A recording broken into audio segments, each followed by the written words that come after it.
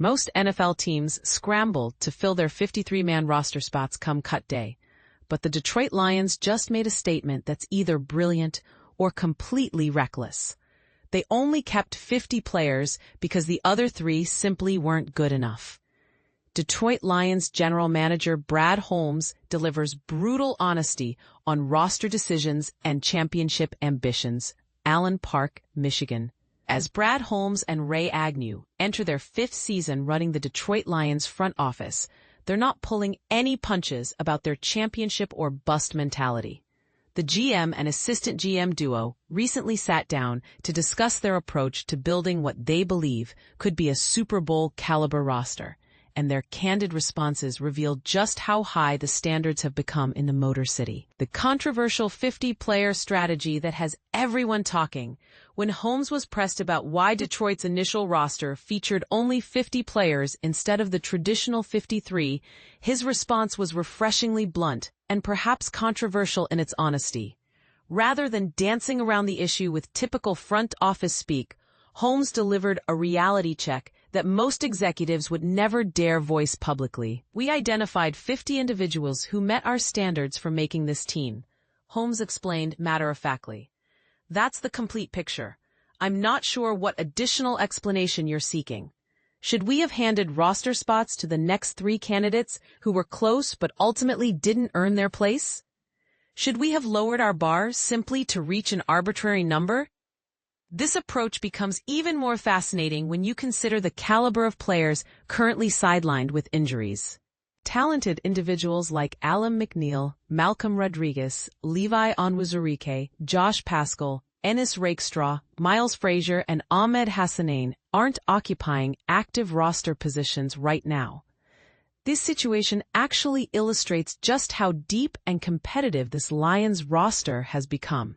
When healthy, the team's depth chart reveals a level of talent that would have been unimaginable just a few years ago. The strategy proved vindicated when no Detroit player was claimed by rival teams following cuts. Additionally, the organization successfully retained several promising prospects on their practice squad, while quickly adding safety Daniel Thomas to the active roster and claiming defensive linemen Tyler Lacey and Tyrus Wheat to address specific needs. But here's where it gets controversial. Is Holmes setting an impossibly high standard that could backfire, or is this exactly the kind of ruthless decision-making that championship organizations require? Learning from high-profile draft disappointments, even the most successful general managers experience draft misses, and Holmes doesn't shy away from acknowledging his. When discussing 2023 third-round selections, Hendon Hooker and Brodric Martin, 2 picks that haven't developed as anticipated, Holmes provided a masterclass in executive accountability. Regrettably, neither player progressed according to our projected timeline or met the expectations we established, Holmes admitted. As someone who believes strongly in continuous self-evaluation and thorough post-decision analysis, I can tell you we've already pinpointed specific areas for improvement. The reality is simple. You learn from these experiences, adapt your approach, and emerge stronger. The Hooker selection seemed logical at the time. The Tennessee quarterback was considered a potential day 2 steal, despite recovering from a torn ACL and coming from an offensive system that didn't directly translate to NFL schemes.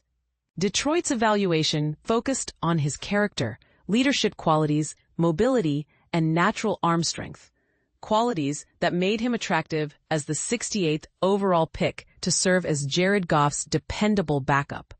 Martin's story followed a similar trajectory. The Lions aggressively traded back into the 3rd round specifically to secure the defensive lineman, recognizing he would require development time but believing his combination of raw power, exceptional arm length, and surprising mobility for a 6'5", 325-pound nose tackle made him worth the investment. Neither gamble paid off. Martin currently resides on Kansas City's practice squad, while Hooker landed with Carolina's practice squad in his home state of North Carolina.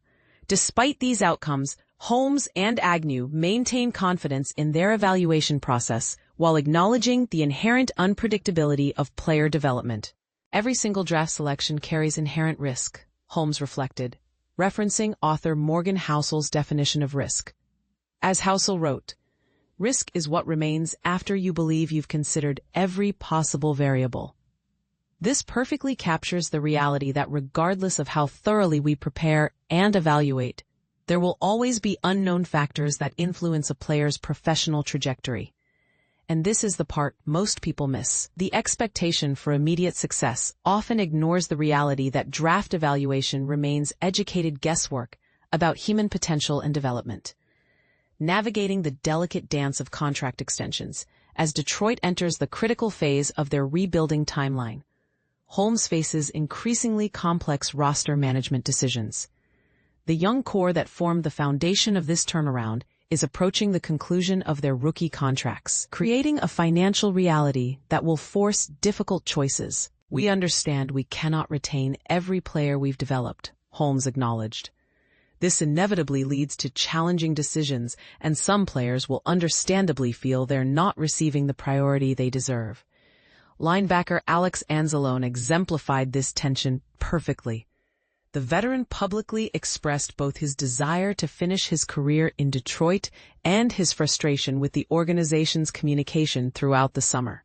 Rather than dismissing these concerns, Holmes addressed them directly. "I completely understand his perspective, and we've since engaged in productive conversations that led to an immediate resolution," Holmes explained. "However, we cannot predict what long-term possibilities may emerge. We're pleased he's with us currently, satisfied that we've improved his situation, and confident he'll contribute excellent football for our organization." The next wave of contract decisions looms large, particularly regarding 2022 first-round selections Aidan Hutchinson and potentially Jameson Williams. When pressed about extension negotiations, Holmes maintained his characteristic directness. "Our position regarding the critical importance of reaching agreements hasn't shifted whatsoever," he stated. "We've initiated preliminary discussions, so we'll monitor how these conversations develop. The priority level remains unchanged. Securing these extensions is absolutely vital to our organization." Super Bowl dreams backed by championship experience. Ray Agnew brings a unique perspective to Detroit's championship aspirations. He actually knows what winning the ultimate prize feels like. As a member of the legendary 1999 St. Louis Rams' greatest show on turf squad, Agnew understands the specific ingredients required for Super Bowl success. And his assessment of this Lions roster carries significant weight. "I typically don't discuss this experience, but I had the privilege of being part of a Super Bowl championship team," Agnew revealed. "That Rams squad featured impact players at every single level of the roster. I genuinely believe this Detroit team possesses that same quality. We have game-changing talent across every position group, and now we simply need to execute." Agnew's comparison carries particular significance given his experience alongside future Hall of Fame talents. His confidence in current Lions stars like edge rusher Aidan Hutchinson and wide receiver Amon-Ra St. Brown stems from recognizing championship-level traits he witnessed firsthand during his playing career.